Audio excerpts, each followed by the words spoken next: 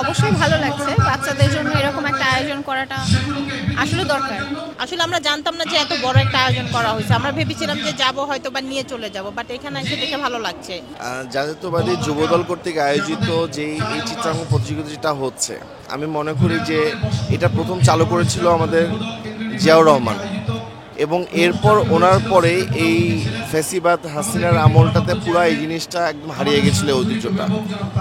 বর্তমানে যুবদল নতুন করে আবার সেই তারেক জিয়াউর রহমান সাহেবের সে ঐতিহ্য ফিরিয়ে নিয়ে আসার জন্য যে উদ্যোগ নিয়েছে, এটা যদি পর্যায়ক্রমে চালমান থাকে তাহলে শিশুদের যে প্রতিভা এবং তাদের যে আরও তাদেরকে সামনে ভবিষ্যতে কীভাবে গড়ে ওঠা উচিত, কীভাবে তাদের মন মানসিকতার বিকশিতটা আরও বড়োভাবে হবে। তাই আমি আশা করি এটা কন্টিনিউভাবে চলমান থাকা উচিত, এবং অবশ্যই যুবদলকে এবং বিএনপিকে ধন্যবাদ দেওয়া উচিত এই ধরনের প্রোগ্রামটা করার জন্য।